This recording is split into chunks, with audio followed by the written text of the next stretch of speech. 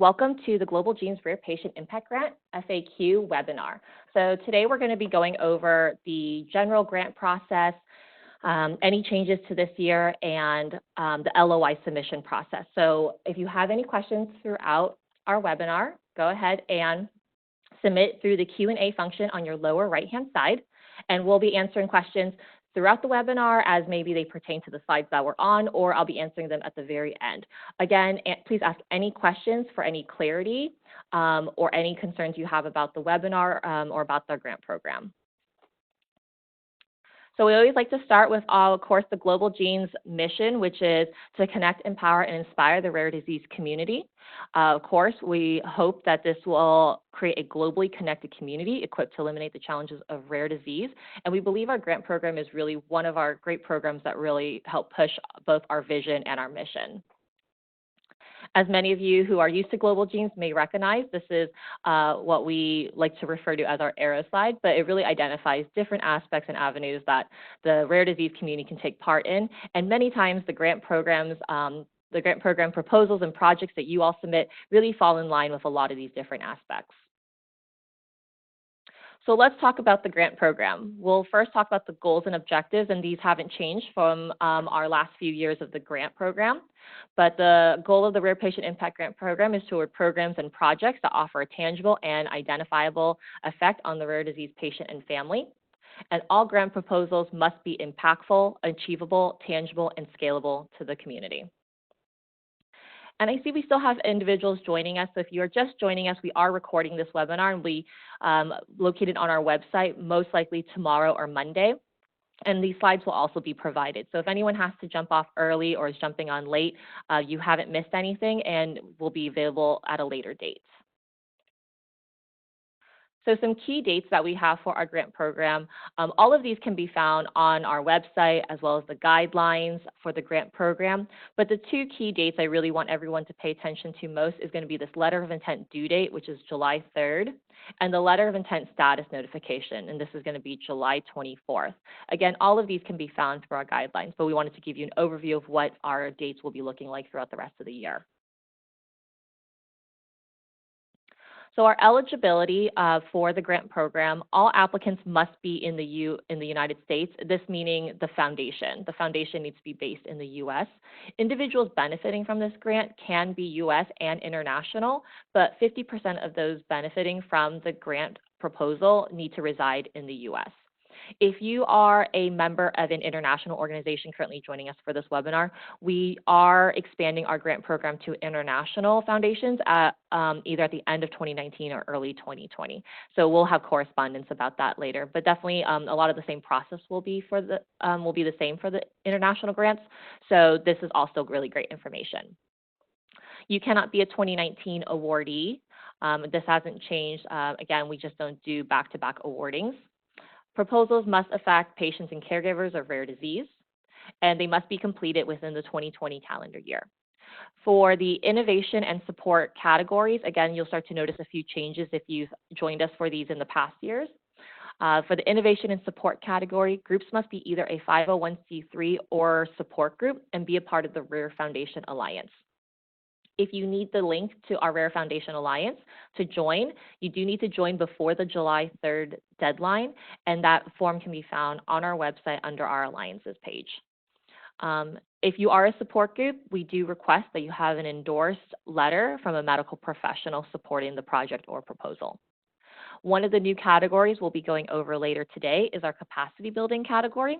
In this one, you must be a group or community wanting to form a nonprofit foundation, or you are currently a 501c3 who has just been incorporated.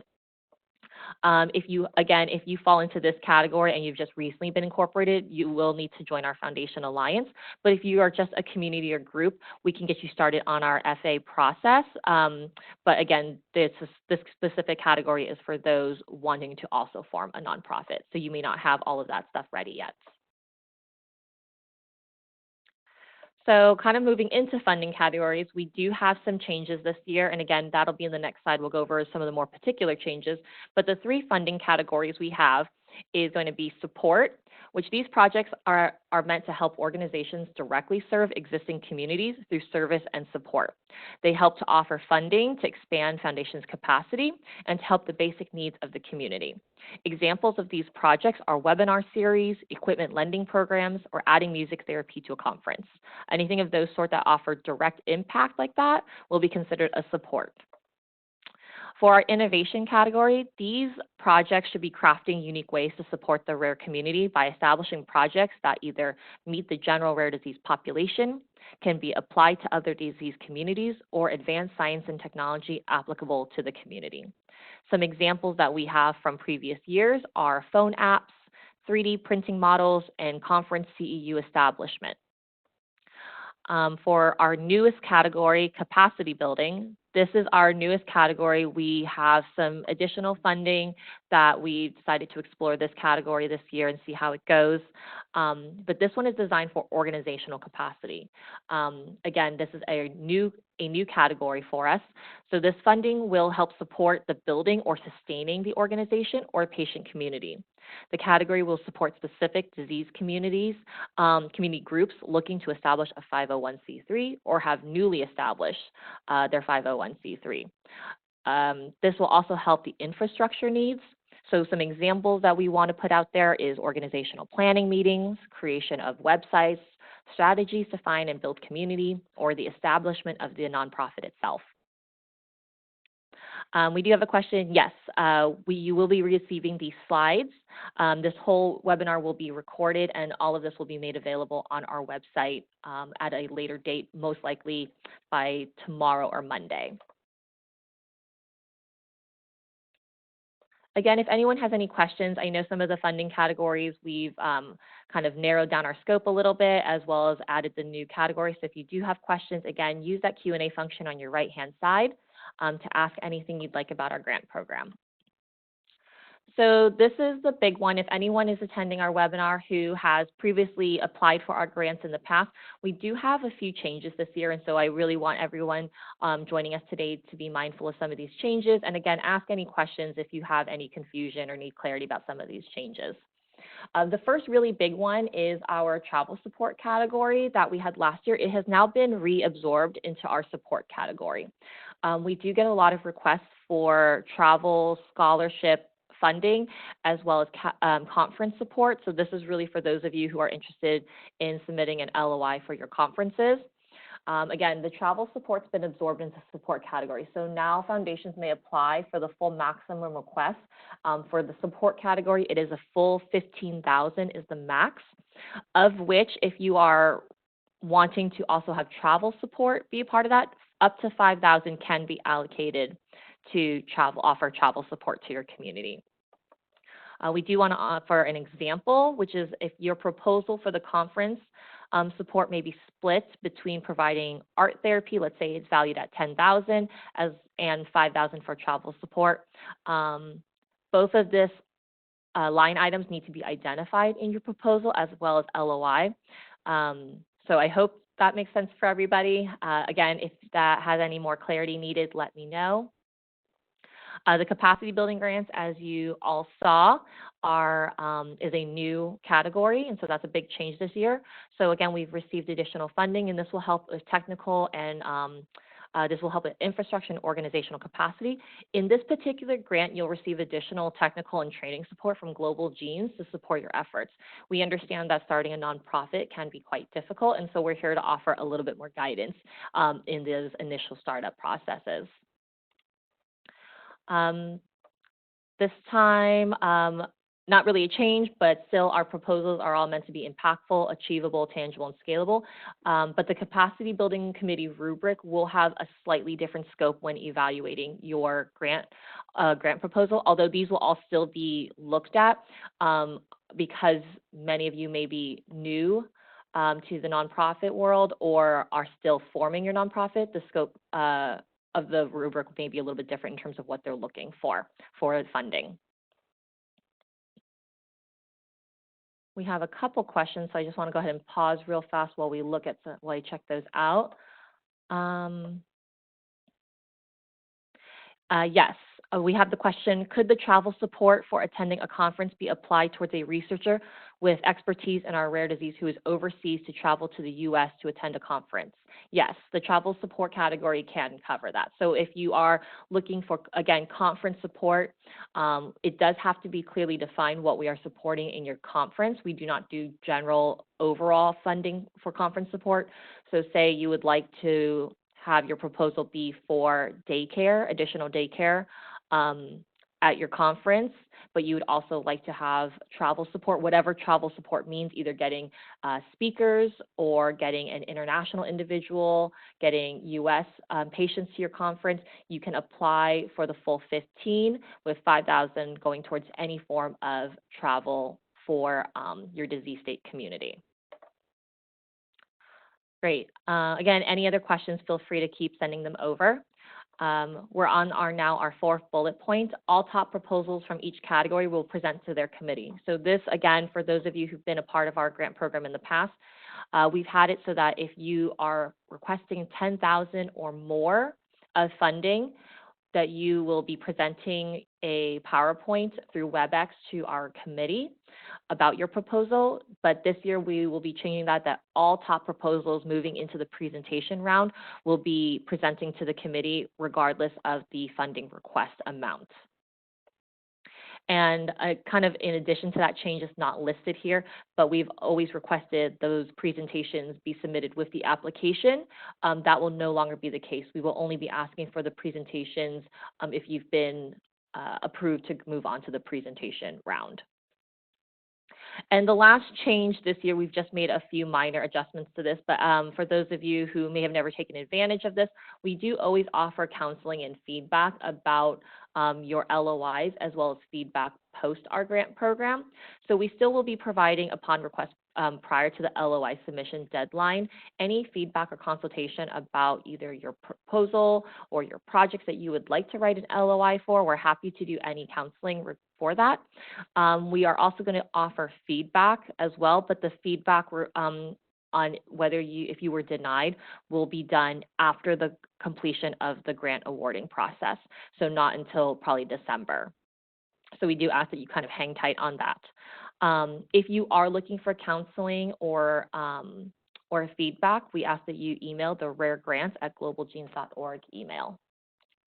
And I believe I have another question, a few questions that came through. So let's go ahead and we'll take a pause and so we can answer some of these questions as it may relate to the changes. Does all 15,000 have to relate to conference planning? E.g., could 10,000 be used for webinars and 5,000 be used for conference travel? Yes. Sorry, just to clarify, yes. In the support category, you can request up to 15. If you would like 5,000 of that to be used towards travel, you can state that in your proposal. So yes. Sorry if that was not clear.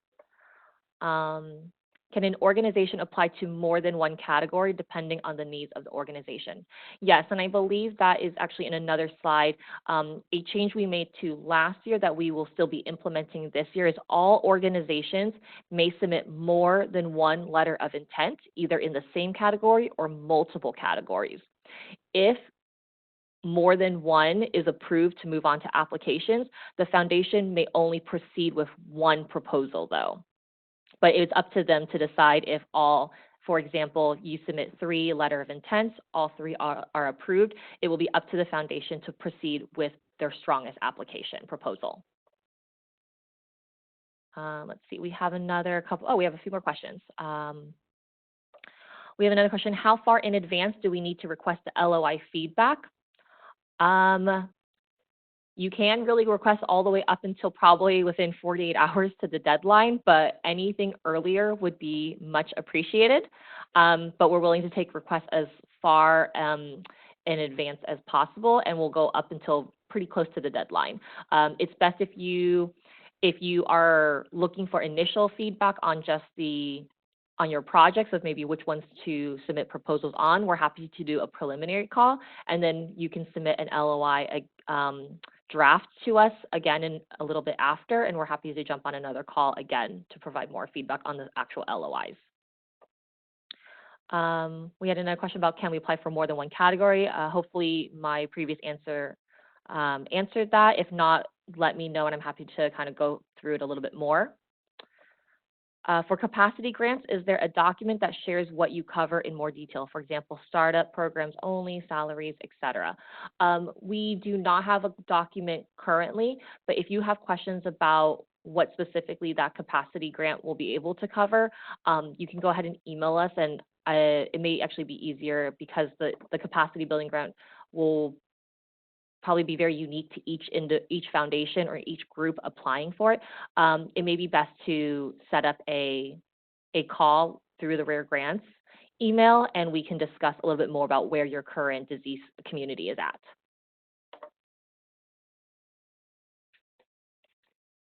Is there any other questions right now about any of the changes or funding categories this year that we can answer for everyone?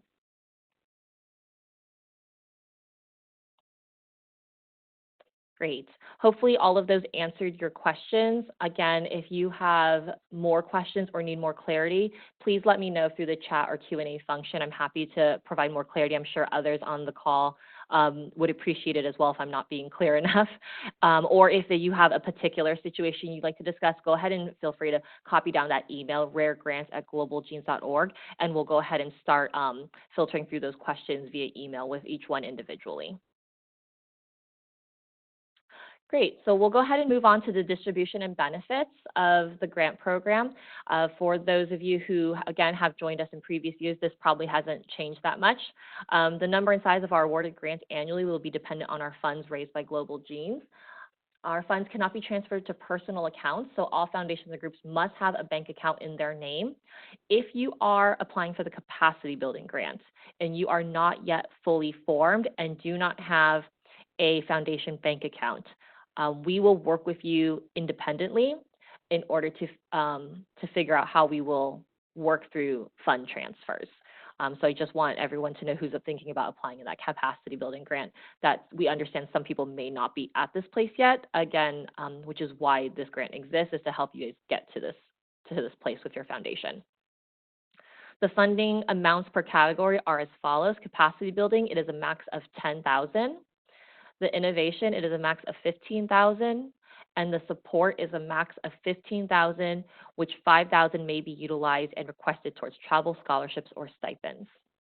And for all recipients, if you are a grant awardee for 2020, these are all optional benefits, but of course we encourage you to take them to continue your community building and your learning.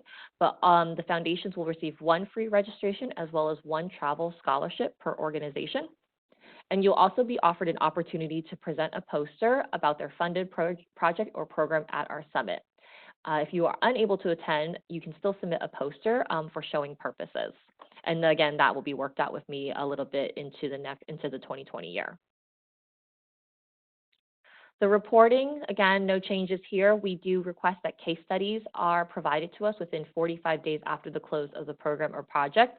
A template will be provided upon awarding.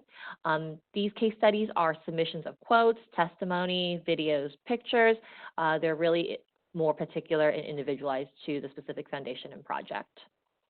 The closing report is due 90 days at the end of the calendar year, so it won't be due until 2021, which feels very far away from now. The template will also be provided upon awarding, and this will be a recap of the reach, your lessons learned, recap of your budget, potential for continuation, etc.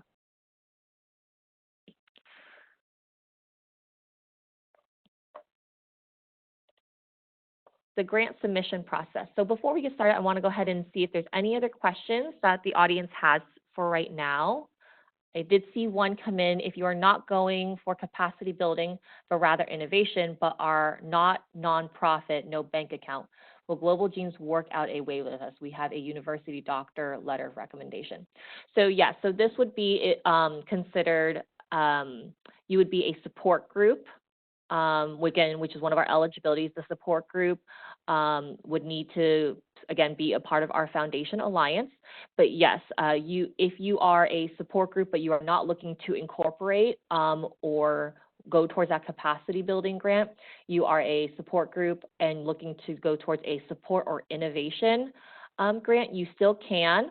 You will need a fiscal sponsor in that case. And I believe that's in our FAQ guideline handout, which can be found on our website, of what a fiscal sponsor would look like. You would need to have either a partner foundation or institution that would be able to receive that money and earmark it for your specific support group or community towards the project or program.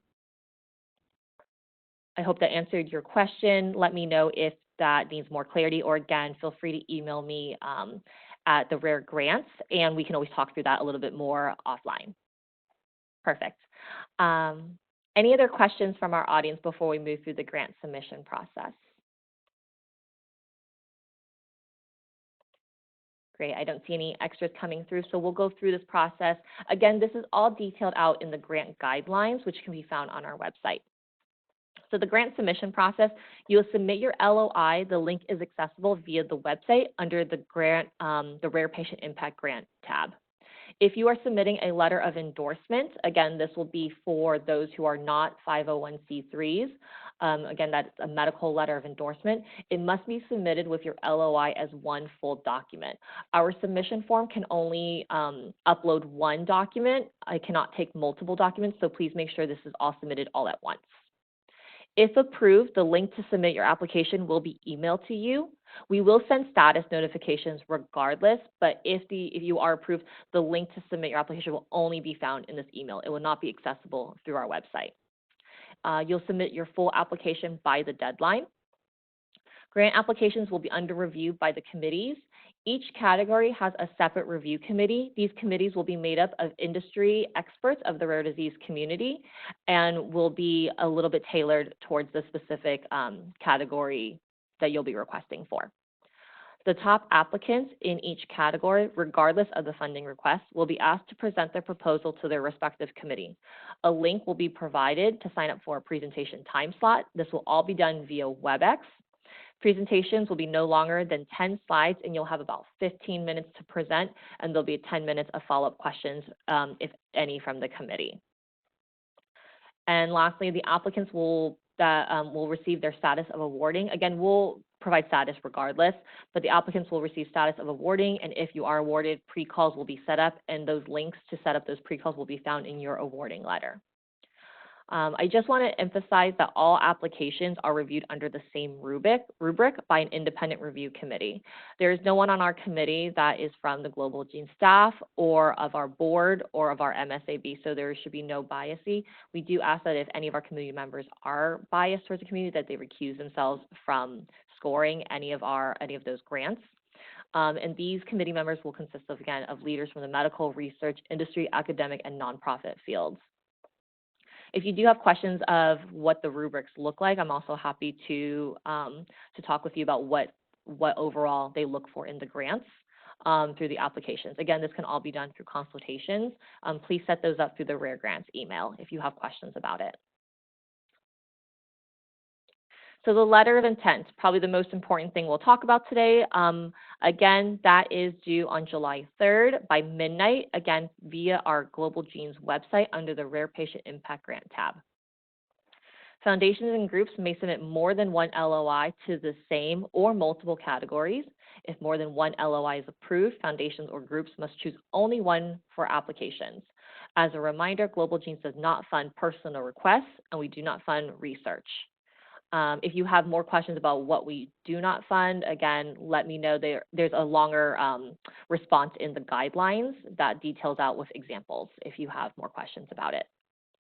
Again, all the submissions for the letter of intent will still be looking for the same criteria that we'll be looking for in the applications, which is it being impactful, achievable, tangible, and scalable. And the following must be clearly indicated on your LOI. This has been a new change since we are internally revising our software programs internally. So I understand that this may feel a little bit redundant while you're going through the process, but you'll be asked to fill out a form, which most of these questions will be asked in the form. And then we do need this same information clearly indicated on your LOI. Ideally, this would just be in the header. it will help us identify your LOI a lot faster through our database as well. So again, if you do not have these specific things listed in your header on your LOI, we cannot accept your LOI as it will be considered incomplete. So please make sure these are all clearly indicated at the top of your LOI. And so what should your LOI consist of? So we've tried to define this a little bit more than past years. So the following should be included in your narrative. The organization introduction, or if you're going for the capacity building grant, an introduction to your community, the need of your community, the scope of your organization's proposed project, or basically what the funding will go to if you're a capacity building grant, and the anticipated community impact. You can also include any details or numbers whenever possible that may help kind of storytell a little bit more about these 4 main bullet points. Some examples of what you can also include are credentials of the team best equipped to implement the activity, general description of the funding needs, statistics as to why this proposal will resolve the need, potential outcomes you hope to achieve, details of evaluation, existing collaborations, partnerships, etc. So there's a lot of details you can put into these LOIs, but we ask that you kind of keep these 4 bullet points as your main scope for your narrative.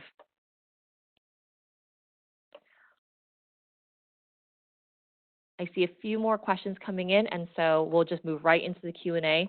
So if there's anything that we didn't go over, or you have more questions about, or need more clarity on, please feel free to go ahead and use the chat function or the Q&A function on your lower right-hand side, and we'll go ahead and start moving through some of these questions. Oh, that's a good question. Can 2 nonprofits submit a proposal together?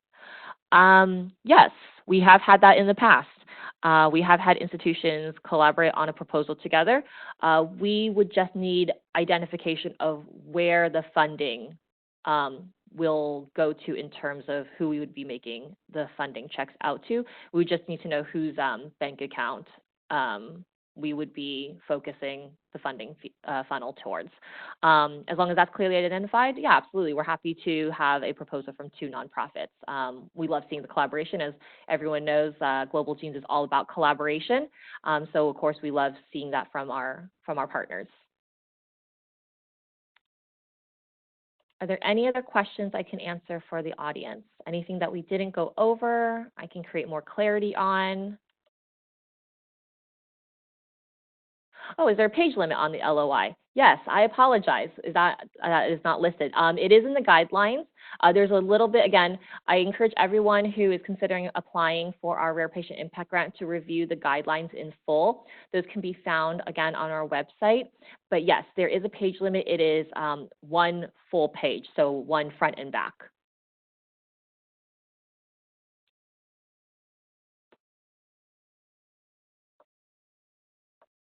Another question, can we call to speak with someone to get a better ideas of programs accepted? Absolutely. If you go ahead and email the grants@globalgenes.org, we are always happy to talk through programs, talk more individually about our grant program, especially if you are new to our grant program, and this will be your first year applying for it. We're happy to talk about programs that we've taken in the past, again, what we look for in programs, or I guess what the committee looks for in our programs.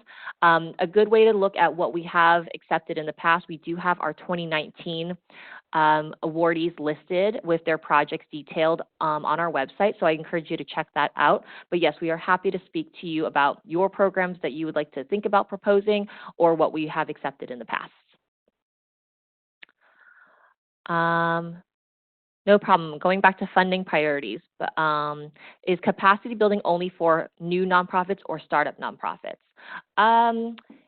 It is ideally for startup nonprofits or newer, but again, newer is all very, I think, individualized situation. So if you are still in that phase where you're still in a grassroots phase, I think the capacity building is still meant for those who are still in that grassroots phase. Ideally, essentially, the capacity building grant is to help communities really stand up on their own. If you're still struggling to build that infrastructure, or you're still struggling to to have that that larger community build out, yes, the capacity building can still be for you. Again, we're happy to have phone calls to determine if this is the right category. In terms of new nonprofit establishment, I think we're looking at 1 to 3 years in your establishment. But again, that's not to say if you've been around for 5 years but you still don't have a website, this capacity building grant can still be meant for you. The purpose of it is, again, to help stand up nonprofits so that you have a stronger base, as well as if you've never gotten a chance to really outreach to the community and build that community, this will hopefully offer some infrastructure funding to help build that community out a little bit more. I'm not sure if that helps answer your question, but again, happy to talk to you individually if you want to go over your specific situation a little bit more. In the capacity and support categories, what percentage of the grant can go towards staff compensation? I believe that's in also our guidelines as well as our FAQ guidelines, but I believe it's about, I think it's 10% can go to staff compensation.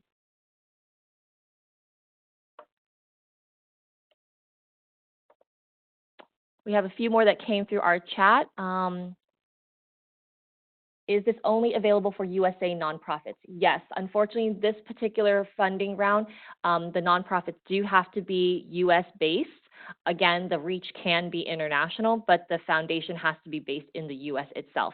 If you are an international based organization, we will be having an international grant round, most likely at the end of 2019 or at the top of 2020.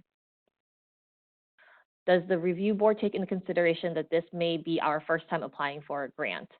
Yes, they do. They are aware that this is a lot of times people's first time applying for grants and going for grant funding. We find that Global Genes has a very broad reach with our grant program, and so while we do get veteran grant writers coming through our program, this is also a really great opportunity for our newer grant writers to also have a shot at grant writing, considering our guides are very broad. Are there any other questions from our audience that we can help answer? Again, happy to have any personal, private, individualized calls with anyone, help answer any more of your questions. If you have a particular situation you're wanting to ask about, happy to have those phone calls with you. If you'd like any consultation on your LOIs, or you'd like to just shop talk through some of your potential projects, we are definitely happy to do all of that with you. Oh, I'm sorry. Did I not introduce myself? My name is Ashley. I'm so sorry, everyone. I figured everyone knows that I oversee the grant program. This is Ashley. I'm the Director of Patient Engagement. I've been with Global Genes for 3 years. So I've been overseeing the grant program for the last 3 years. So I apologize if I did not introduce myself. So sorry about that, everyone. I just kind of assumed everyone knew it was me. But no, sorry about that. Are there any other questions that anybody has?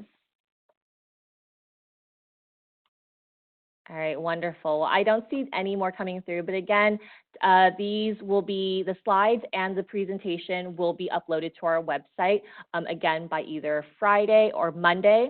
And again, I encourage everyone to check out our guidelines. It has a lot more specific details that may have not gone over, mainly because they were not big changes to this year.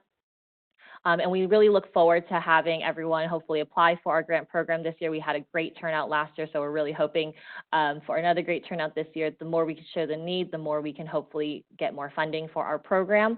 Again, we're happy to have any personal conversations with anyone that would like to talk about their proposals. Again, those requests, if they can come in a little bit before that July 3rd deadline, we really appreciate it on our end. But again, I want to thank everyone for joining us today, taking your time out of your day to be with us this morning. And we hope to hear from all of you by our July 3rd deadline. So again, thank you all for joining us today.